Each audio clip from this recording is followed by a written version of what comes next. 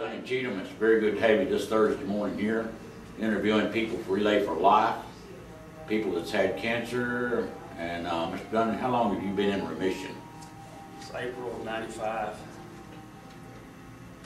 And tell us about your experience with cancer. Well, it was kind of a long, drawn-out thing for me. Thanksgiving of that year, I started hurting in my stomach or didn't know what was going on. It took months of going back and forth to the doctor. I could be talking with you guys right now, and next thing I'd be on the floor with pain. Couldn't figure it out. Thought I had kidney stones, and so on and so forth. Finally, sometime in April, early April, went back to the emergency room. Told them, don't send me home until you figure this thing out. On that particular night, they did find out that I had a problem with my left kidney. Bad news for me, it did turn out to be cancer. It was in my left kidney, so of course had to go for the operation. They did take out my left kidney and my spleen, which, I never will forget the doctor coming in, and of course when I come out of my sleep and didn't know what they'd done to me, and like everyone, the big C word is a scary word. And of course he's telling me that I did well and I could live a good long life without that kidney. Of course, I'm thinking I sure would like to keep that kidney, but he took it anyway, and he took out my spleen.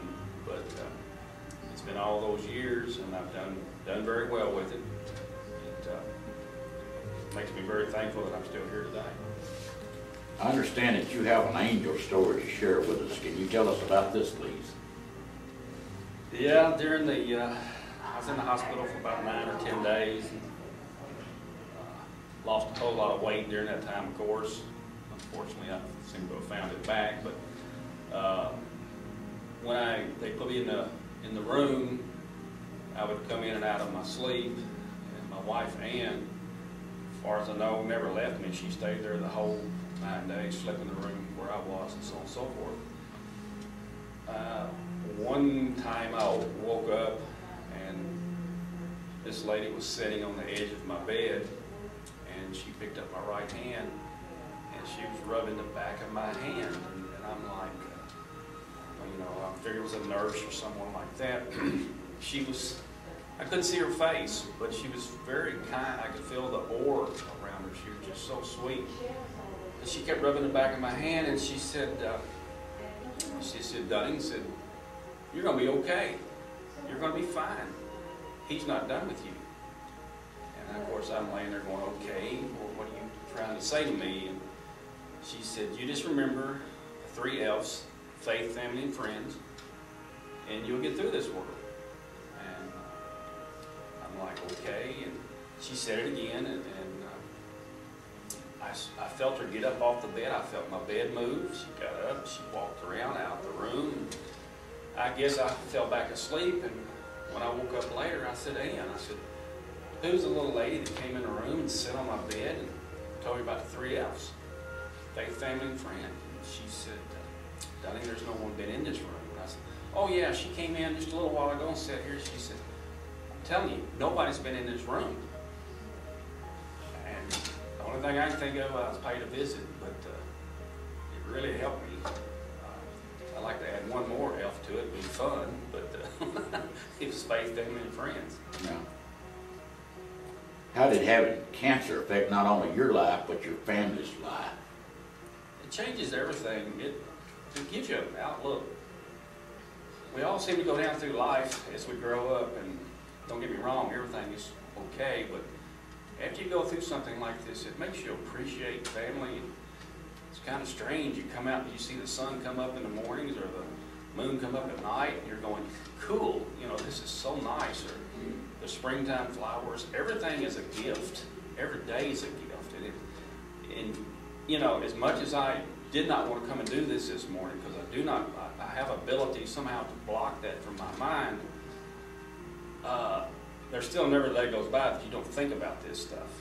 But every day is a gift, and it makes it rough on the family when you're going through this. I don't think people realize that not only you're sick, but the family goes through a terrible time with you at that time.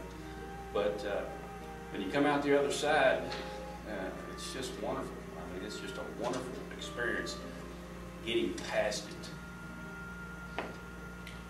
Is there anything you would like to say that might give some encouragement to others going through this now? And of course, you pretty much answered that, but go ahead.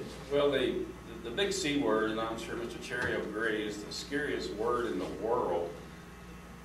I remember the day they told me, it's like, I'm done. I mean, you know, and your horror takes over. But again, to having family and friends around you, I should say, kind of after it was over with, I was in a depression mode. If it hadn't been for the friends and family kind of kicking me in the rear to make me get back out and say that things are going to be okay. You know, even though the C word's a big word, there's so many things, even since I've been sick, that have come out to help people. And I think talking it out,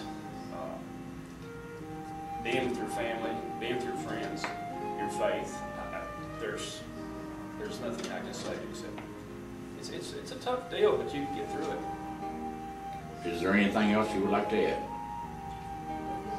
Not really, just that life is good. Yeah.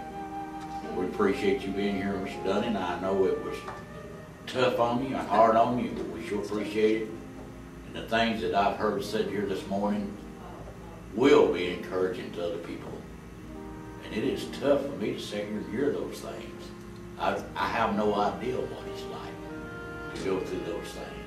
And I hope I never have to know. But